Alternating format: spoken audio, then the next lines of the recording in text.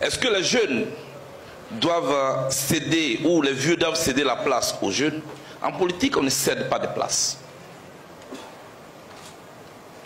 Moi, je décidais un matin d'être moi-même, et aujourd'hui, je suis moi-même.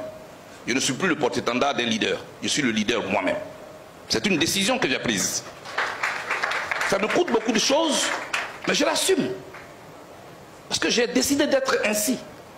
À un moment où j'ai été apprenti, maintenant je vais être chauffeur.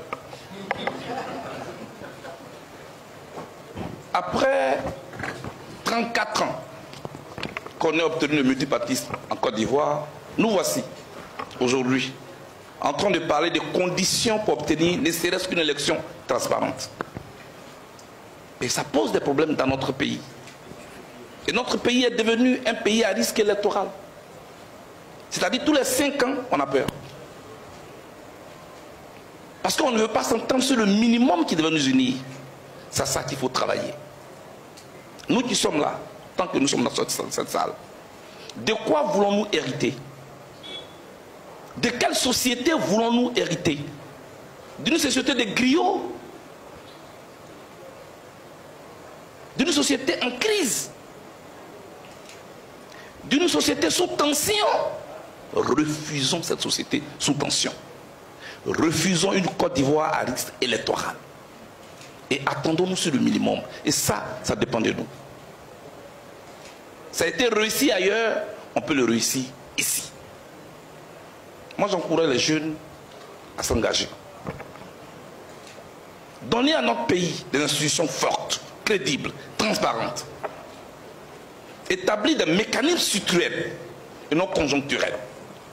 Quand c'est structurel, tout le monde s'y engouffre. On ne peut pas inventer le soleil. La commission électorale, on m'a dit que... Madame Yoli Bikone, qui représente les organisations de la société civile. Jusqu'à aujourd'hui, je ne comprends pas pourquoi on réunit des partis politiques en compétition et on leur demande d'organiser des élections qui vont les départager. J'ai réfléchi pendant des années, je ne comprends pas ça. Et pourtant, il y a des gens qui se battent.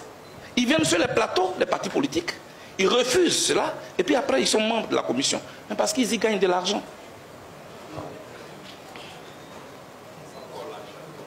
Encore l'argent.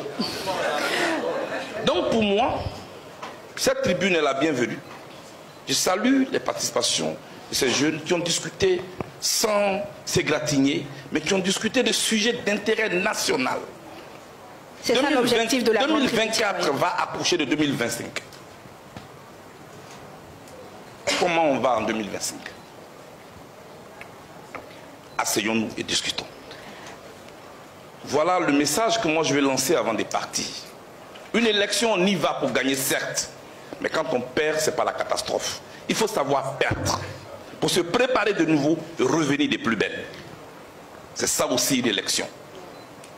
Voilà ce que je voulais vous dire. Merci beaucoup. Ne bouffons pas notre pays. Faisons en sorte qu'on puisse laisser une place aux générations futures. En ce qui me concerne, je dis encore à cette tribune, 2025 ne se passera pas sans moi.